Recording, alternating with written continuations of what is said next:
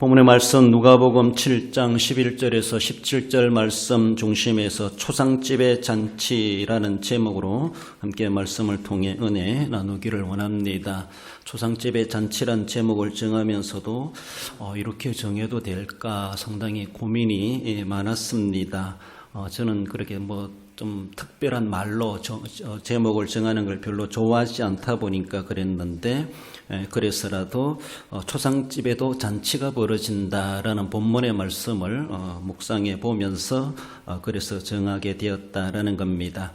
본문에 예수님께서 나인성을 향하여 가셨다라고 말씀하시는데, 그 나인이란 말은 즐거움 이런 의미를 가지고 있다고 합니다.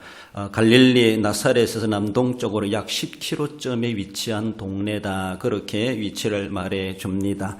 거기 가서 예수님께서 죽은 자를 살리는 그런 일을 행하시는 것을 볼 수가 있는데, 죽은 자를 살리는 일들은 구약 신약에 걸쳐서 하나님의 사람들을 통해 하나님이 그 일을 간간히 보여주시기도 하셨죠.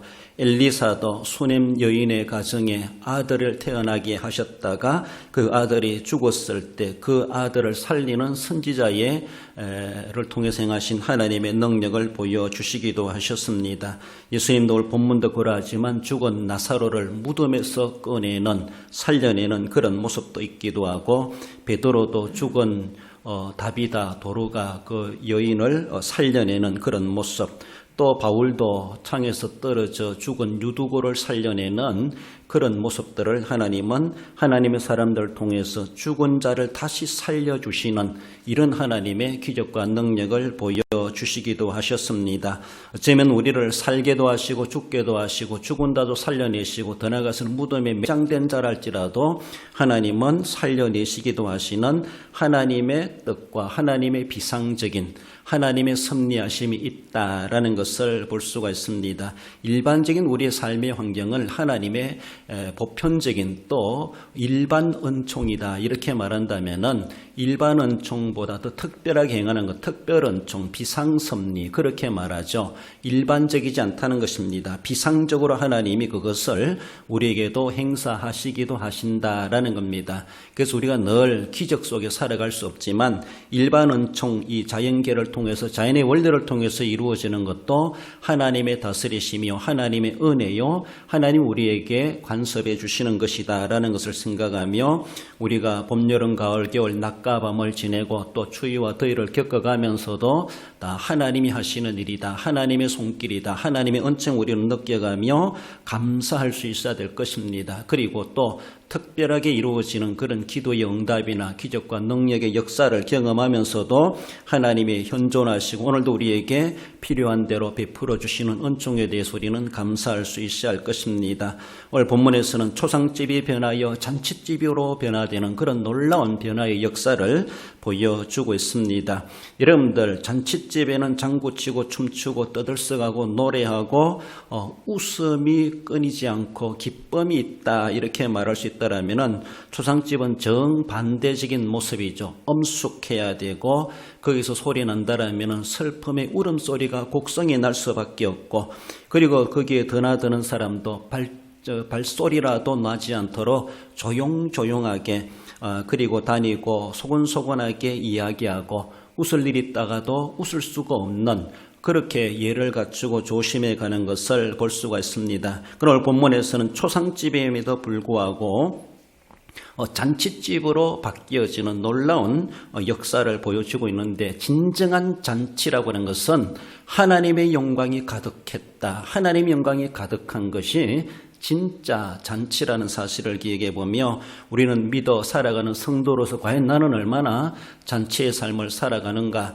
그저 기쁘고 좋고 세상에 잘 되기 때문에 잔치가 아니라 하나님의 영광을 돌리고 하나님의 영광이 가득한 그런 삶을 살아간다라면은, 고달픔 속에서도 병석에서도 그것은 잔치의 삶이나 다를 바가 없다라는 것을 우리는 늘 기억하며, 진짜 잔치하면서도 하나님의 영광은 없는 그런 가정들도 있지 않겠는가 우리는 생각해 보며 정말로 초상집같이 살아갈 수밖에 없는 세상이지만은 예수님을 만남으로 잔치 분위기, 잔치집이 되게 하시는 하나님의 은혜를 우리는 소망해 갑니다. 본문으로 돌아와서 초상집의 잔치를 생각해 볼 때 먼저는 피할 수 없는 죽음이 있다고 하는 것을 말씀하죠.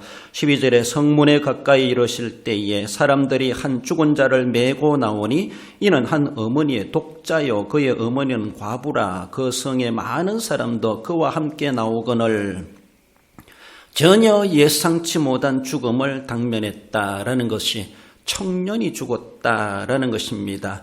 나인성이라고 하는 곳에 사는 그 청년, 정말 너무나 안타깝게도 아버지는 일찍 여의었는지 없고 어머니는 홀로머니를 모시고 있는, 그리고 독자다라고 말하고 있습니다. 단 둘이만 살아갔던 가정이었는데 어쩌면 어머니가 먼저 돌아가시는 것이 아니라 청년 아들이 어머니를 두고 죽었다라는 것이 안타까운 소식이 전달되고 있습니다.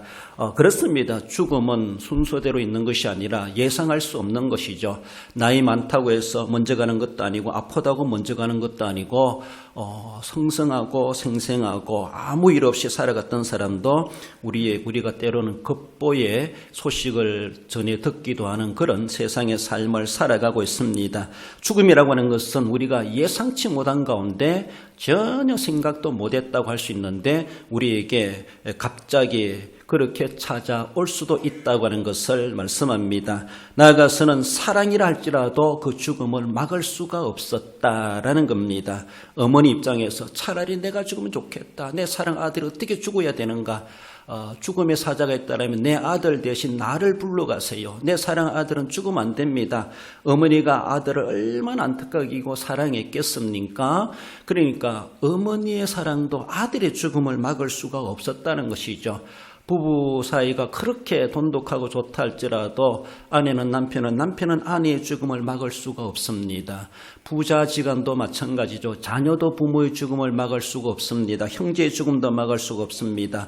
아무리 사랑이 진하고 돈독하다 할지라도 그 사랑을 끊어버리게 하는 죽음이 우리에게 예상치 못하게 다가오고 있고, 그 사랑이라 할지라도 죽음을 막아내지 못한다는 것을 우리는 살아가면서 실제적으로 보고 겪고 있습니다. 더 나아가서는 인간은 그 죽음 앞에 얼마나 무기력한 존재인가라는 것을, 인간의 무력함을 보여주는 것이 죽음이다라고 하는 것을 말씀합니다. 오늘 본문에 그 성에 많은 사람도 그와 함께 나오거늘, 어머니만이 아니었어요. 그 성의 모든 사람들이 다 죽음을 목격하고 있었지만 그 중에 한 사람도 그 죽은 청년에 대해서, 그 슬픔에 대해서 진짜 위로해 줄 사람도 없었고 그 문제를 해결해 줄 사람도 없었다. 많은 사람들이 있었다고 하지만, 아니 세상에 어느 누구가 온다 할지라도 그 죽음을 막아낼 수가 없는 그 죽음이다. 그만큼 세상에 수요가 인간이 얼마나 많다 할지라도 그 죽음이라는 그 하나를 이겨내지 못하는 인간의 무력함이 있다는 것을 보여주고 있습니다. 여러분들, 사실은 이 죽음이라는 것은 사실 별 볼 일 없는 녀석이다, 이렇게 말할 수 있습니다. 무엇인가 하면은 고린도전서 15장 55절에 보면은 사망아 너의 승리가 어디 있느냐, 사망아 내가 쏘는 것이 어디 있느냐, 사망이 쏘는 것은 죄요 죄의 권능은 율법이라, 그렇게 말씀합니다. 사망이 이기는 것은 단 한 개밖에 없어요. 근데 우리는 사망, 죽음 앞에 벌벌 떨고 있죠. 사망이 이기고 사망이 큰 소리치는 대상은 무엇일까요? 죄. 사망이 이기는 건 단 한 개밖에 없어요. 다른 건 못 이겨요. 사망이 이기는 것은, 죄에 대해서는 사망은 큰 소리치고 있다는 것이죠. 이 죄라고 하는 것은 사망 앞에 꼼짝 못한다는 것이죠. 그렇습니다. 사망이 이기는 것은 단 한 개밖에 없다 말할 수 있어요. 죄밖에 못 이깁니다. 그런데 우리는 이 사망 앞에 벌벌 떨고 있죠. 벌벌 떤다는 그 자체가 우리는 죄인이라는 것이고 죄를 가지고 있는 자들이고, 그래서 우리는 아무리 잘났고 멋있고 예쁘고 힘있고 장사고 세상에 날고 뛴다 할지라도 사망 앞에 모두가 다 벌벌 떨고 있다는 것이죠. 왜? 우리가 죄인이기 때문에. 그 사람은 죄인이기 때문에 사망 앞에 안 죽으려고 몸부림치는 것이죠. 자기가 왕이라 할지라도, 제가 어떤 세상에 더 살고 싶은 욕구가 있다 할지라도 사망 앞에서는 꼼짝 못하더라는 것이죠. 사망이 사람을 이기는 것이 아니라 죄를 이기기 때문이라는 것이죠. 그 사망이라 할지라도 왕이라 할지라도 죄를 품고 있기 때문에 죄 때문에 우리는 사망 앞에 벌벌 떨 수밖에 없고 본문에 사망이 쏘는 것은 죄요. 사망이 오직 공격 대상은 죄밖에 없다는 것입니다.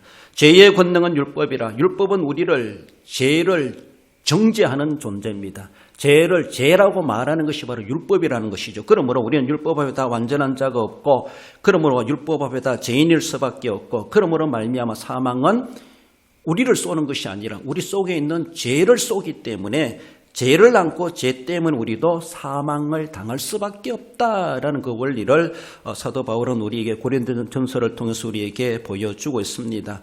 사망을 이길 수 있는 유일한 방법은 죄를 제거하면은 그래서 사도 바울은 사망아 너의 승리가 어디 있느냐? 사망아 네가 쏘는 것이 있느냐? 무엇이냐?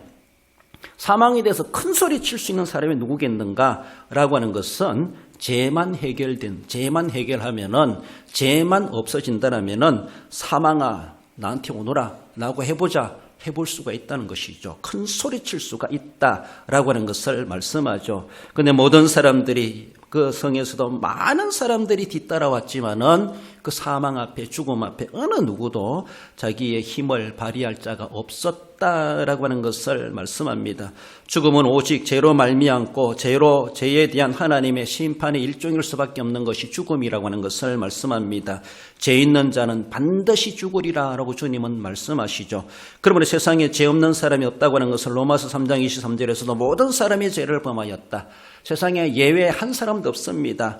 가태어난 갓난 아기라 할지라도 하나님 앞에는 죄인입니다. 그러므로 모두가 다 사망에 쏘는 공격을 받을 수밖에 없고 사망에 거하였다라고도 말하고 있습니다. 히브리서 9장 27절에서도 한 번 죽는 것은 사람에게 정해진 것이요 그 후에는 심판이 있으리니 모든 사람이 죄인이기 때문에 죄인들에게 정해진 것은 죽음이고 죽음 이후에는 심판이 정해졌다라고 말씀하고 있습니다. 이 말씀을 나중에 가서 우리가 다르게 볼 때는 어쩌면은 사망도 두려워하지 않고 심판도 지나갔다라고 하는 것은 예수 그리스도의 구속의 은혜를 받은 사람에게 심판이 지나갔다 이렇게도 표현하고 있지만은 일단 인간들을 향하여 선언해 주시는 것은 죽는 것이 정하신 것이요 하나님 앞에 심판받는 것이 다 정해진 이치라고 하는 것을 성경은 분명히 우리에게 말씀하십니다. 우리는 다 하나님 앞에 죄인이고 죄를 우리는 안고 살아가고 있고 그러면 우리는 피할 수 없는 죽음의 현실을 우리는 당면하고 있고 예상치 못한 죽음이요 사랑도 막을 수 없는 죽음이요 그 죽음 앞에 우리는 무기력하게 죽어질 수밖에 없는 인간이라고 하는 것을 우리는 먼저 깨달아 갈 수 있어야 할 것입니다. 그러므로 너나 나나 우리는 다 죽을 자들입니다. 그렇지 않습니까? 죄송한데 우리는 지금 어쩌면 죽음을 향하여 달려가고 있다. 어쩌면 죽음이 저 가까이 와고 이 가까이 다가오고 왔다라고도 말할 수가 있습니다. 내가 살아온 날보다 살아갈 날들이 더 짧을 수가 있다라고도 볼 수가 있습니다. 그럼 우리는 죽음은 피할 수 없는 인간이고 죄인이기 때문에 우리는 주님 안에서 그 죽음을 인정해야 되고 죽음을 받아들일 줄 알아야 되고 그 죽음을 내가 준비할 줄 아는 것도 인생 여정에서 우리가 갖추어가고 해야 될 살아있을 때 해야 될 일이다라고 말할 수가 있습니다. 죽음을 잘 맞이할 수 있도록 우리는 준비해 가야 되는데 죽음을 앞두고 죽음 앞에 놓여진 하나님의 사람들이 어떻게 우리에게 깨우쳐주고 죽음은 이렇게 맞이해야 된다라는 그 예를 들어본다면 누가복음 23장 예수님께서도 죽음을 경험하셨죠. 예수께서 큰 소리로 불러 이르시되 아버지 내 영혼을 아버지 손에 부탁하나이다. 내가 숨이 끊어질 그 순간에 이런 기도를 할 수 있었다면 큰 소리로 불러 이르되 아버지 앞에 내 영혼을 맡긴다는 것이죠. 아버지 내 영혼을 아버지 손에 부탁하나이다. 이 기도는 소곤소곤 할 것도 아니고 내 인생 마지막으로 부르짖는 큰 소리라고 말할 수가 있죠. 예수님께서도 피말라 죽어가면서 마지막 순간에 큰 소리를로 그렇게 아버지 내 영혼을 아버지 손에 부탁하나이다. 이것이 최고의 죽음의 영광이라고 하는 것을 말하고 있습니다. 서대반도 사도행전 7장 57절에 서대반이 부르짖어 이르되 주 예수여 내 영혼을 받으시옵소서. 거룩한 죽음을 맞이했던 사람들, 예수님의 죽음, 어쩌면 스데반의 죽음, 그 스데반의 죽음을 보시는 예수님께서 하나님 나라에서 일어서셨다라고 그렇게 표현하고 있지 않습니까? 누가복음 16장 22절에 보면은 부자와 거지 나솔의 이야기 속에 예수님의 비유 말씀 속에 이에 그 거지가 죽어 천사들에게 받들려 아브라함의 품에 들어갔고라고 말하고 있습니다. 성도가 죽을 때에 우리의 영혼을 예수님의 말씀으로 보면 천사들의 손에 받들려 가지고 우리의 영혼이 하나님의 품, 아브라함의 품에 안기게 된다라는 것입니다. 그러므로 우리가 정말로 아버지 손에 부탁하나이다, 내 영혼을 부탁하나이다 이렇게 할 수 있겠지만은 내가 죽을 때 내 영혼을 천사들의 손에 받들려 하나님의 품으로 인도될 줄 믿습니다. 이런 마음 자세, 이런 기도 우리가 평소에 해야 될 것이고 이런 소망을 가질 이유가 있지 않겠는가라는 것입니다. 시편 116편 15절에 보면은 그의 경건한 자들의 죽음은 여호와께서 보시기에 귀중한 것이로다라고 말하고 있습니다. 이전 성경에서는 경건한 자를 성도들의 죽음을 하나님께서 귀중하게 보신다 이렇게 말씀합니다. 성도로 살아갔던 사람들, 죄인이었지만은 예수 그리스도를 영접하고 구속함을 받은 사람들의 그 죽음에 대해서 그저 하나님의 심판으로 죽는 것이 아니라 죽는 것은 매 일반이고 정하신 이치이지만 그 죽음마저도 하나님께서는 성도의 죽음에 대해서 하나님은 귀중한 것으로 보신다는 거예요. 귀중한 것으로. 그래서 우리가 숨이 끊어질 때, 영혼이 떠나갈 때 어쩌면은 그 천사를 보내서 우리 영혼을 안전하게 하나님 나라로 하나님의 품으로 인도함을 받고 하나님의 손에 하나님의 품에 우리가 안기지 않는가. 앞서간 이들의 죽음의 현장의 모습들로 바라볼 때 그렇게 그림을 그릴 수가 있다라는 겁니다. 어느 누구도 피할 수 없는 죽음이라고 하는 것을 말씀하건대 어쩌면 죽음을 우리 눈앞에 두고 있다라면은 과연 하나님 앞에 내가 내 영혼을 하나님께 맡기는, 절대로 살아가면서 세상을 돌리지 않고 누구에게 부탁하는 것이 아니라 내 모든 영혼은 하나님께로 돌아가게 되어져 있고 하나님께 맡기는 그런 자세, 달려갈 길을 마치기까지 믿음을 지켜가는 그 삶이 그 무엇보다 소중하고 중요하다고 하는 것을 말씀하고 있습니다. 초상집의 잔치는 그러나 초상집의 말씀을 볼 때 피할 수 없는 죽음이 우리들에게 다 도래되어 있고 우리는 모두가 다 초상집을 경험하게 되어져 있다라는 것을 말씀하십니다. 그러나 그 죽음이 거룩한 죽음이 되어야 되고 하나님이 귀중하게 여기시는 정말로 죄인의 죽음이 아니라 성도의 죽음을 우리는 진정코 준비되고 맞이할 수 있어야 될 것을 말씀하십니다. 나아가서는 초상집의 잔치는 중단된 장례식이라고 하는 것을 말씀합니다. 14절에 가까이 가서 그 관에 손을 대시니 맨 자들이 서는지라라고 말씀합니다. 여러분들 길을 가다가도 차를 타고 가다가도 장례차가 있고 장례 행렬이 온다라면은 지나간다라면은 피해 주는 것이 이거는 역사와 전통과 글로벌적인 예입니다. 그렇지 않습니까? 장례차가 오는데 네가 먼저 피해라 맞서가지고 피해달라고 하는 것은 세상 사람들이 욕먹습니다. 그 죽은 자가 어떤 사람이든지 말든지 아무튼 죽은 자의 행렬에 대해서 죽은 자에 대한 예는 정말 지휘구하를 막론하고 있습니다. 그렇지 않습니까? 만약에 군대 예를 들어본다면 일등병이 나라를 지키다가 어떻게 죽었습니다. 그러면은 그 앞에 와가지고 참모총장도 격려를 합니다. 그렇지 않습니까? 그렇습니다. 대통령이 와서도 헌화를 하고 묵념을 합니다. 그렇지 않습니까? 죽은 자에 대한 우리가 그렇게 그를 신앙적인 그런 모습이 아니라 죽은 자에 대한 예를 갖추는 그런 모습이죠. 그렇습니다. 장례 행렬이 온다라면은 피해 주는 것이 상례입니다. 이것이 하나의 세상적인 우주적인 질서이고 예의다라고 말할 수 있는데 오늘 본문에서는 장례 행렬이 오고 있고 예수님의 행렬이 가고 있습니다. 그런데 예수님이 피해 주지 않고 맞서고 계셨다라고 하는 것이 이런 모습이 있죠. 장례를 행렬에 따라오는 사람들이 바라볼 때 저 앞에 오는 사람들 뭐냐 하면서 일시적으로 오해를 하고 욕을 할 수 있지 않겠는가. 피해 주는 것이 당연한데 어쩌면 예수님은 피하지 않으셨습니다. 맞보고 섰었다라고 말할 수가 있죠. 그렇습니다. 그래서 장례 행렬은 시작했으면은 끝이 나야 되죠. 우리 어릴 때 장례 행렬 하는 것을 바라보면은 상력꾼들이 메고 가다가 가기 싫으면 내려놓습니다.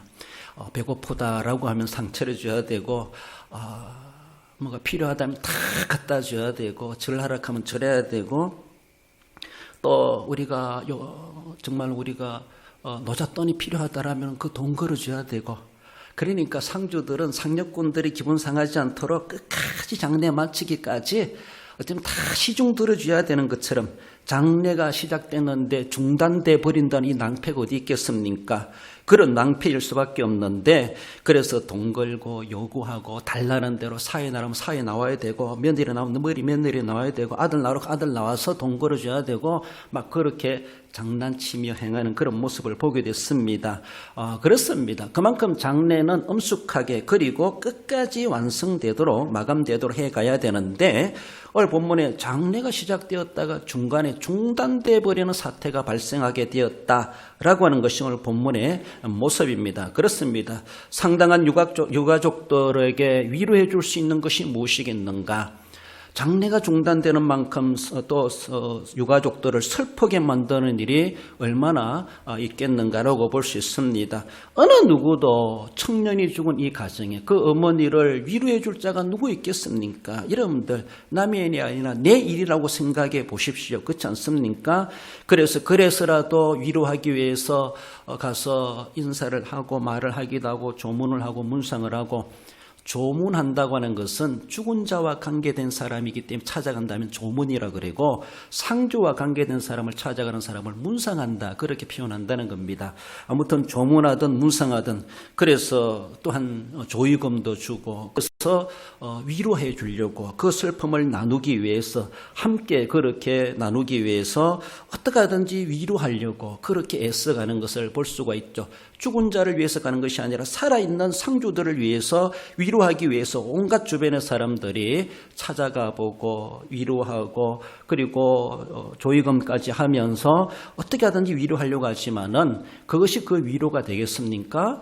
그렇습니다. 세상에 그 무엇으로도 그 사람들의 슬픔을 멈추게 할 수가 없고, 정말로 위로가 완성되었다고 할 만큼 그런 위로해 줄 자, 위로의 수단 방법은 없다라고 볼 수가 있습니다. 있다라면은 죽은 자를 살려주면 됩니다. 이게 최고의 위로가 아니겠습니까? 몇 푼의 어쩌면은 조의금보다가도 어떤 말로 위로하고 안 됐습니다. 슬픕니다. 얼마나 상심하십니까? 할 말이 많고 말이 많다 할지라도 살려내지 못한다는 것이죠. 최고의 위로로 가는 것은 죽은 자를 살려주면 됩니다. 근데 세상에 누가 살려주겠습니까? 어느 누구도 살려주지 못합니다. 저도 우리 교회 와서 30건 넘게 어쩌면은 숫자는 모르겠습니다만 그렇게 장례식을 치르면서 얼마나 안타깝습니까? 살려주시면 좋겠다. 내가 살렸으면 얼마나 좋을까? 안 되는 것이죠. 그렇습니다. 슬픔을 나눌 수밖에 없고, 그래서 이제는 그 슬픔에 잠길 수 없기 때문에 도리어 소망을 가지고 위로를 받으며 슬픔에서 벗어나는 그 은혜를 우리는 사모하게 되어져 있습니다. 예수님의 행렬은 장례의 행렬과 맞서가지고 주님은 피해주지 않았습니다. 물러서지 않았습니다. 도리어 관에다 손을 대면서 내려놓으라고 말하고 하시는 주님의 모습을 볼 수가 있죠. 예수님은 장례 행렬을 멈추게 하셨고, 우리 주님 예수 그리스도는 인간의 슬픔을 이미 중단케 하실 수 있는 분이시다라고 하는 것을 보여주죠. 그 아들이 어떻게 죽었는지, 어떤 질병으로 죽었는지, 사고로 죽었는지 모르지만은 그 모든 사고라면 모든 것이 치료되어지고, 질병이라면 고침되어지고, 완전히 그를 살려주시겠다. 그 아픔의 문제, 슬픔의 문제, 죽음의 문제를 우리 예수님께서는 해결해 주시려고 중단시키셨습니다. 그 장례 행렬을 중단시킬 자가 누구 있겠는가? 그 어느 누구도 중단시킬 자가 아무도 없지만은 오직 예수님만이 그 어머니의 눈물을 씻어주고 닦아주실 수 있는 유일하신 하나님이시라고 하는 것을 분명히 이 사건을 통해서 보여주고 계시다라는 것입니다. 예수님께서 십자가에 달려 돌아가시는 것은 우리의 죄와 저주와 질병에서, 더 깊이 이야기한다면 지옥과 멸망에서, 죽음에서 우리를 해방케 하시려고 예수님께서 대신 우리 죄를 대신해서 죽으셨다라는 겁니다. 죄가 사망이 이기는 것은 죄밖에 없는데 그 죄를 지고 예수님께서도 죽음까지도 당하셨습니다. 사망의 쏘임을 당하셨습니다. 그러므로 예수님의 단순한 죄가 아니라 우리의 모든 죄, 나의 죄, 우리의 모든 죄를 지고 예수님께서는 십자가에 단번에 사망의 쏘임을 받았습니다. 사망을 당하셨습니다. 그러므로 주님께서는 우리를 거기에 다시는 사망에서 우리는 자유함을 얻고 죄와 저주와 질병에서 지옥에서 멸망에서 영벌에서 우리를 해방케 하시고자 예수님께서 사망의 쏘임을 받으셨고 그래서 무덤에까지 들어가신 우리 주님께서 그렇게 죽으신 것은 우리를 거기에서 해방케 하시는 대속의 은혜가 있다고 하는 것을 분명히 말씀하고 있습니다. 그럼 우리는 예수님을 믿음으로 구원받았습니까? 우리는 죽음을 두려울 필요 없습니다. 죽음을 준비해야 하지만은 그러나 그 죽음이 세상 사람들 불신자들이 생각하는 그런 죽음의 세계가 아니라 도리어 그 죽음은 건너갈 수밖에 없는 강가도 같고 그것을 건너가게 되면은 하나님이 예비하신 죄인이 가는 나라, 저주받은 자가 가는 나라, 그리고 하나님께 버림받은 자가 가는 그곳이 아니라 하나님의 거룩한 나라가 예비되고 있다는 것. 죽음의 강을 건넜을 때 요단강으로도 표현하죠. 요단강 건너가면 가나안 땅이 있는 것처럼 하나님께서 우리에게 그 죽음의 강을 건너갔을 때 천상의 가나안을 예비해 두고 계셨다는 것이죠. 이것을 믿기 때문에 도리어 우리 그 강을 건너는 것을 즐거워하죠. 즐겁게 생각해야 되죠. 가감하게 건널 수 있어야 되죠. 죽음에 대해서 벌벌 떨 필요가 없다라는 것이죠. 죽음을 맞이할 줄 알고 죽음을 겪는다는 것은 도리어 천국의 시작이다라고 생각할 때 도리어 그 죽음 자체를 감사함으로 받을 자세, 그런 자세가 필요하다. 그런 신앙에 우리의 담대함을 우리는 키워갈 수 있어야 할 것입니다. 예수님께서 그래서 죄와 저주와 질병과 지옥과 사망의 권세를 해방케 하시려고 십자가에 달려 돌아가시고 부활하셨다는 사실 우리는 늘 기억하면서 그 은혜를 우리는 사모하고 오직 우리의 눈물을, 우리의 슬픔을, 우리의 질고를, 우리의 저주를 해방케 하실 유일하신 분은 예수 그리스도이시다라는 것입니다. 믿습니까? 그렇습니다. 오직 예수님밖에 없다고 하는 것은 우리에게 분명히 말씀하고 있습니다. 장례를 중단케 하실 수 있는 유일하신 분이 바로 예수 그리스도 하나님이시다라고 하는 것을 말씀하죠.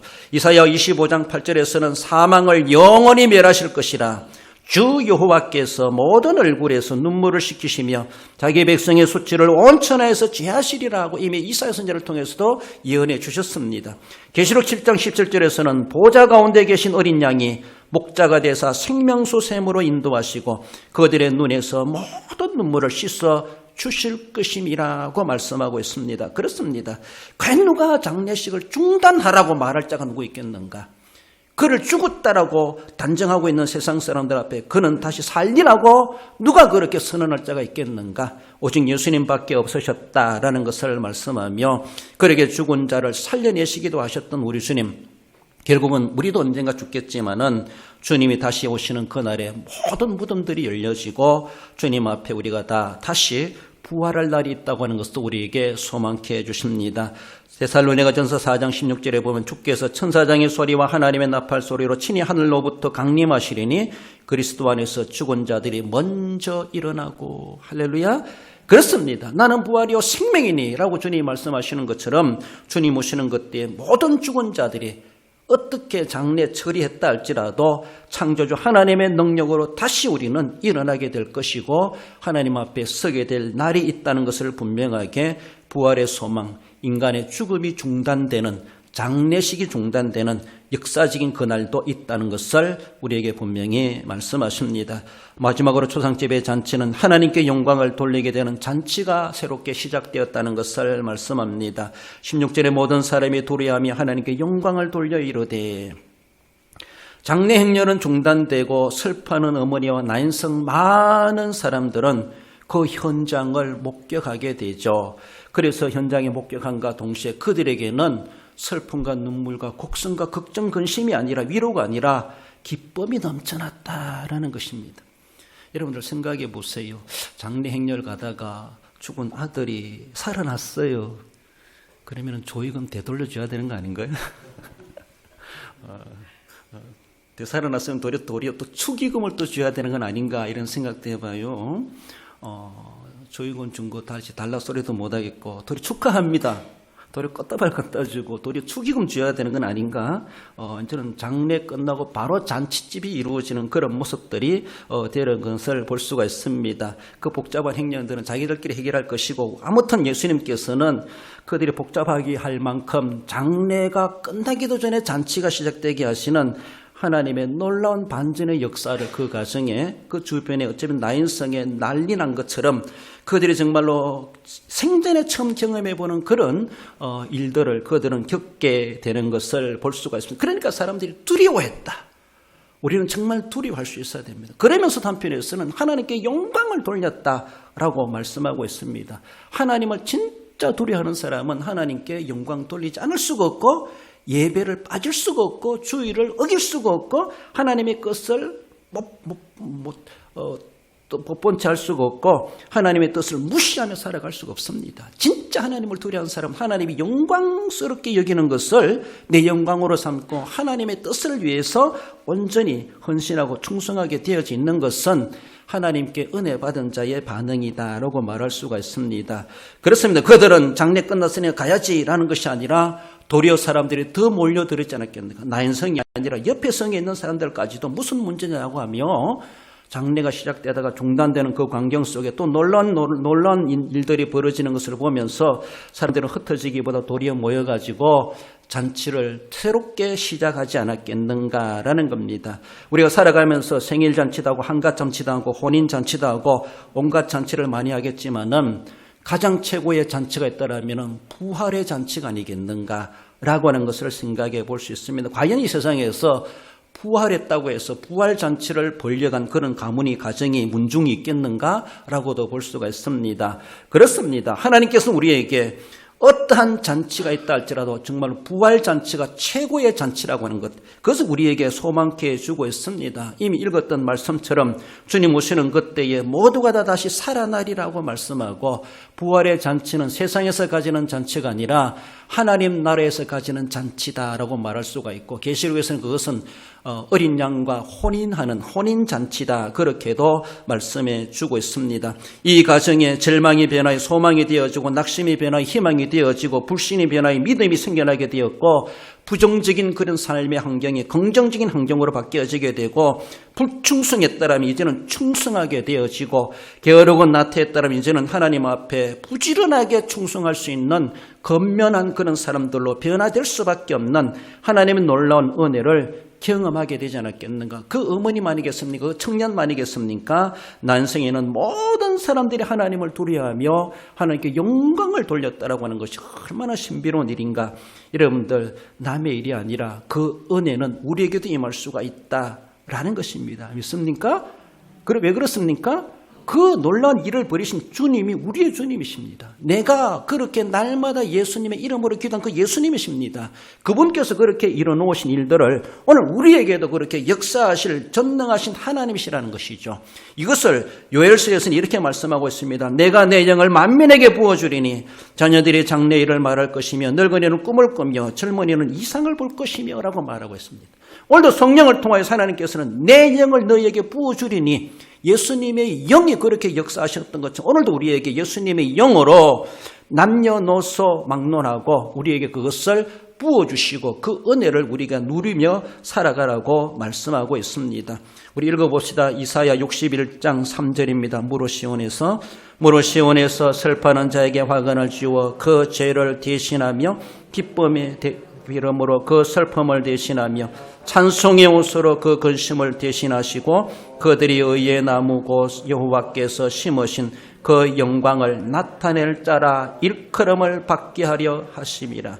할렐루야.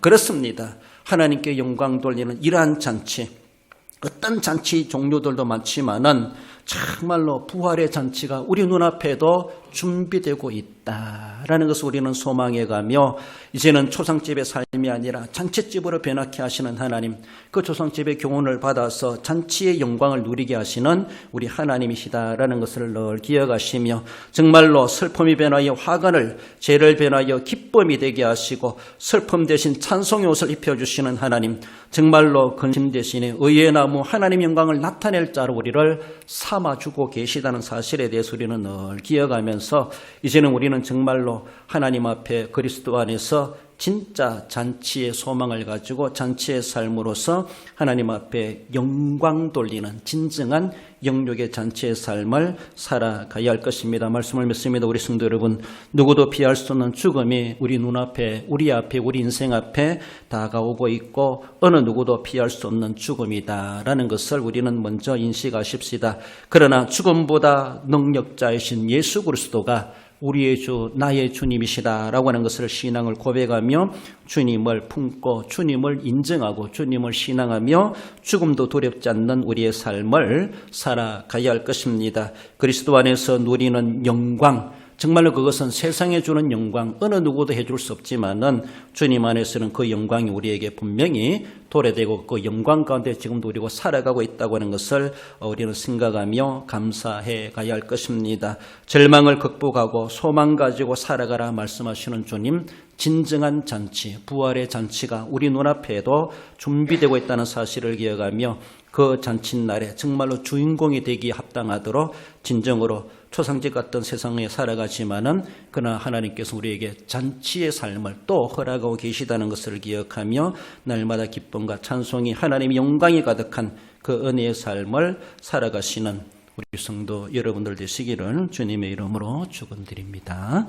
기도하십시다. 주신 말씀 기억한 하나님, 애석하게도 청년이 죽었을 때 슬퍼할 수밖에 없고 그 성사람들 모두가 다 애도로 그렇게 위로할 수밖에 없었지만은 그런 주님께서는 피하지 아니하시고 죽은 자를 살려내시는 놀라운 하나님의 놀라운 역사를 보여주셨습니다. 생사벽의 주권자, 그리고 어쩌면은 추상에 변하여 잔치집이 되게 하시는 하나님의 은혜, 그리고 진정한 부활의 잔치가 우리에게도 예비되고 소망케 하심을 감사합니다. 이 마음 가지고 하나님, 내가 세상 가운데 살아가지만은 우리 주님 안에서 그 어려움도 슬픔도 극복하고 이겨내게 하시고 죽음도 두려워하지 아니하고 주님 오실 날을 소망하며 믿음으로 승리하는 사람 되게 해주옵소서. 주신 말씀 기억하며 우리 함께 기도합시다. 우리 하나님 아버지, 은혜를 감사드립니다. 어찌할 수 없는 죽음의 현장 가운데 이 사건 가운데 있었지만은 하나님께서 예수님을 통하여 이루어 놓으신 정말로 생사박의 주권자 하나님이심을 보여주셨습니다. 하나님, 죽은 자도 일으키시고 하나님, 슬픔이 변하여 기쁨이 되고 초상집이 변하여 잔치집이 되게 하셨던 하나님의 놀라운 비상승제를 기억해 봅니다. 우리를 내 모든 죄를 사하시고 그래서 하나님의 나라의 영광과 잔치에 참여하게 되게 하신 하나님, 진정코 부활의 잔치가 예배되고 있음을 기억하오니 그 믿음 가지고 끝까지 믿음을 지켜 달려갈 길을 달려가게 부족하지 않도록 역사하시고 성령으로 충만케 하시길 원하오며 예수님의 이름으로 기도 올리옵나이다. 우리 하나님 아버지, 은혜를 감사드립니다. 하나님 아버지, 슬픔이 깃들어 있는 세상에 살아가며 어찌할 수밖에 없는 무력한 저희들임을 고백합니다.